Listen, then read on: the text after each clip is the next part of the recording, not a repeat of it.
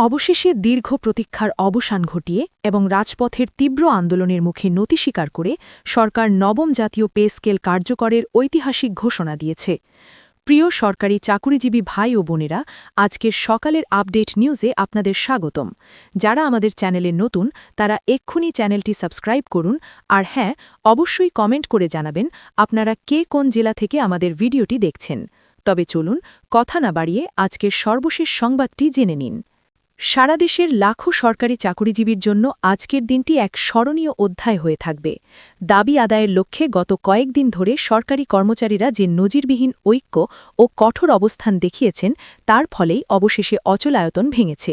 আজ বৃহস্পতিবার ৫ ফেব্রুয়ারি রাষ্ট্রীয় অতিথি ভবন, যমুনায় অনুষ্ঠিত এক অত্যন্ত গুরুত্বপূর্ণ ও নীতি নির্ধারণী বৈঠক শেষে অর্থ উপদেষ্টা ড সালেহউদ্দিন আহমেদ আনুষ্ঠানিকভাবে এই শুভ সংবাদটি জাতির সামনে তুলে ধরেন।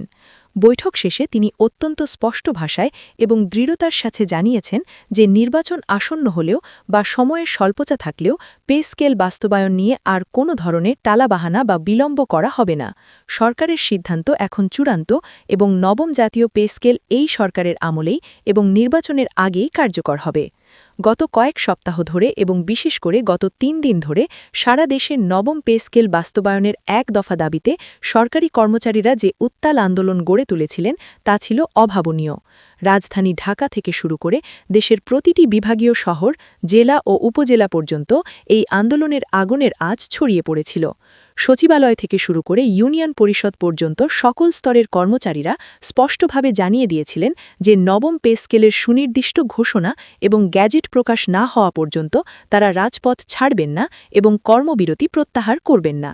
এই ধারাবাহিক আন্দোলনের ফলে প্রশাসনিক কার্যক্রমে যে স্থবিরতা নেমে এসেছিল, তার চাপেই সরকার দ্রুততম সময়ের মধ্যে এই জরুরি বৈঠকে বসতে বাধ্য হয়। আজকের এই বৈঠকটি ছিল মূলত সংকট নিরসনের এবং চূড়ান্ত সিদ্ধান্ত গ্রহণের।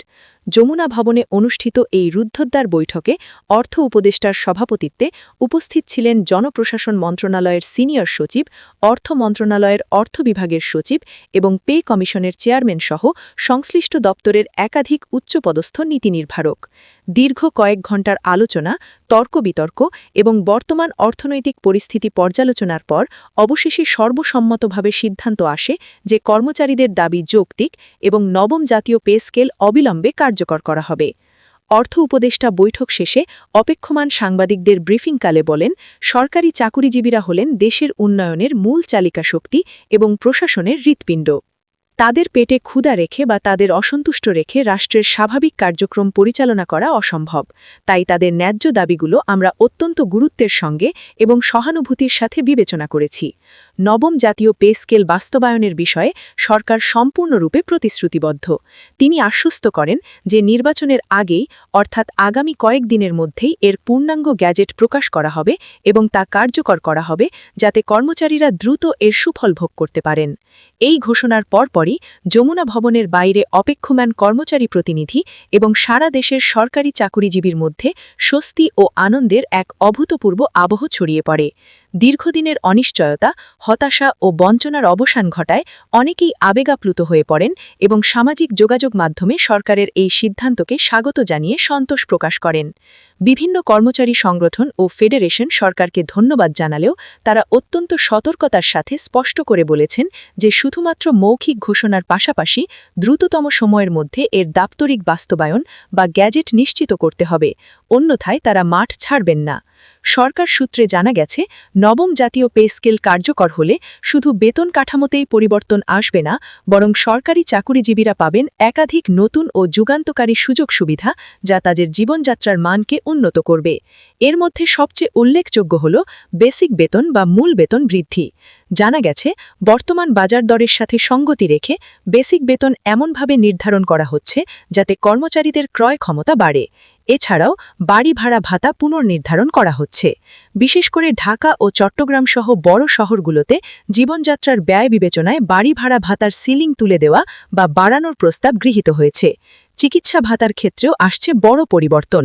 বর্তমানের নামমাত্র চিকিৎসা ভাতার পরিবর্তে একটি সম্মানজনক ও বাস্তবসম্মত চিকিৎসা ভাতা নির্ধারণ করা হয়েছে, যা পেনশনারদের জন্য প্রযোজ্য হবে। পরিবহন ভাতা বা যাতায়াত ভাতাকে বর্তমান জ্বালানি তেলের মূল্যের সাথে সামঞ্জস্য রেখে উন্নীতকরণ করা হয়েছে। এছাড়া টিফিন ভাতা, শিক্ষা ভাতা এবং ধোলাই ভাতার মতো অন্যান্য ভাতাও পুনর্বিন্যাস করা হয়েছে। বিশ্বস্ত সূত্র আরও জানায়, নতুন পে স্কেলে গ্রেড সংখ্যা ও কাঠামোতে পুনর্বিন্যাস করা হতে পারে।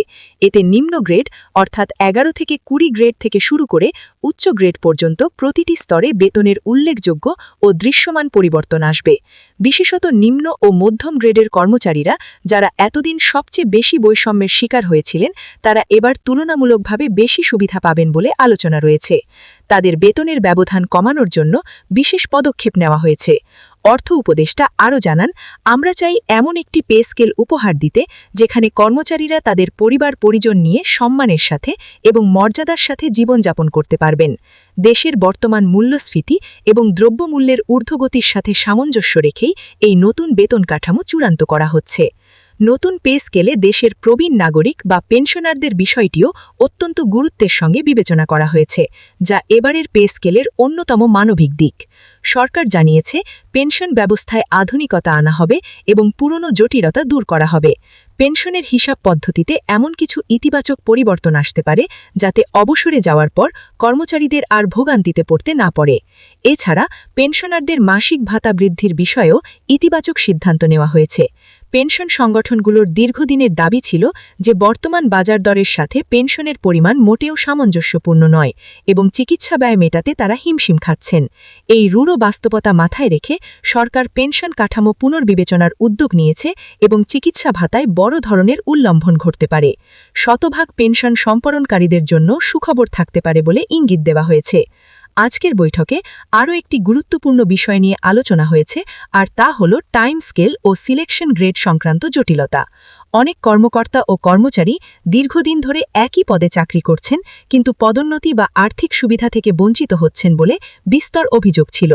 অষ্টম পে স্কেলে এই সুবিধাগুলো বাতিল বা শঙ্কিত করার ফলে সৃষ্ট ক্ষোভ প্রশমনে নতুন পে স্কেলে এসব বিষয়ে স্পষ্ট নির্দেশনা এবং বিকল্প আর্থিক সুবিধা অন্তর্ভুক্ত করার কথা জানানো হয়েছে।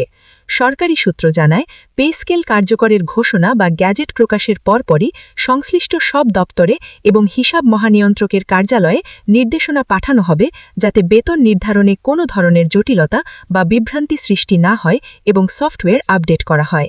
এদিকে রাজপথে আন্দোলনরত কর্মচারীরা সরকারের আজকের এই ঘোষণাকে স্বাগত জানালেও তারা তাদের সতর্ক অবস্থান বজায় রেখেছেন। কর্মচারী নেতারা বলছেন, আমরা অতীতেও অনেক আশ্বাস শুনেছি, কিন্তু বাস্তবে তার প্রতিফলন দেখিনি। তাই এবার আমরা গ্যাজেট প্রকাশ ও বাস্তবায়নের সুনির্দিষ্ট রোডম্যাপ না পাওয়া পর্যন্ত আন্দোলন পুরোপুরি প্রত্যাহার করব না, তবে কর্মসূচি শিথিল করা যেতে পারে। তারা জানান, অতীতে একাধিকবার আশ্বাস দেওয়া হলেও আমলাতান্ত্রিক জটিলতায় বিলম্বে বাস্তবায়ন হয়েছে। তাই এবার তারা লিখিত আদেশ বা প্রজ্ঞাপন এবং নির্দিষ্ট সময়সূচি দেখতে চান। অর্থ উপদেষ্টা এই বিষয়ে তাদের আশ্বস্ত করে বলেন, সরকার কথা দিয়ে কথা রাখবে। খুব শীঘ্রই অর্থাৎ আগামী সপ্তাহের মধ্যেই গ্যাজেট প্রকাশ করা হবে এবং তারপর ধাপে ধাপে সব সুবিধা কার্যকর হবে। তিনি কর্মচারীদের ধৈর্য ধারণ করে নিজ নিজ কর্মস্থলে ফিরে যাওয়ার আহ্বান জানান। রাজনৈতিক বিশ্লেষক এবং বিশেষজ্ঞদের মতে, নির্বাচনের ঠিক আগ মুহূর্তে নবম পে স্কেল কার্যকর করার এই সিদ্ধান্ত সরকারের জন্য একটি অত্যন্ত গুরুত্বপূর্ণ এবং কৌশলগত রাজনৈতিক পদক্ষেপ। এতে সরকারি চাকুরিজীবীর বিশাল ভোট ব্যাংক এবং তাদের পরিবারের সদস্যদের মধ্যে একটি ইতিবাচক বার্তা যাবে এবং সরকারের প্রতি তাদের আস্থা বাড়বে। একই সঙ্গে অর্থনীতিবিদরা বলছেন, পে স্কেল কার্যকরের ফলে সরকারের পরিচালন ব্যয় এবং বাজেটের উপর চাপ বাড়বে। ঠিকই, তবে সরকার মনে করছে এটি দেশের সামগ্রিক অর্থনৈতিক গতিশীলতায় ইতিবাচক প্রভাব ফেলবে। কর্মচারীদের হাতে টাকা থাকলে ভোগ ব্যয় বাড়বে, যা অর্থনীতিকে চাঙ্গা করবে। তাছাড়া নতুন পে স্কেলের মাধ্যমে সরকারি চাকরিতে মেধাবীদের আগ্রহ আরও বাড়বে বলেও ধারণা করা হচ্ছে। এতে করে প্রশাসনের দক্ষতা ও গতিশীলতা বৃদ্ধি পাবে। আজকের এই ঘোষণার মধ্যে দিয়ে বাংলাদেশ প্রশাসনের একটি দীর্ঘ অধ্যায় এবং টানাপড়নের অবসান ঘটল। আন্দোলনের মাধ্যমে যৌক্তিক দাবি আদায়ের এই উদাহরণ আবারও প্রমাণ করল যে সংগঠিতভাবে এবং ঐক্যবদ্ধভাবে দাবি জানালে তার ফল অবশ্যই পাওয়া যায়।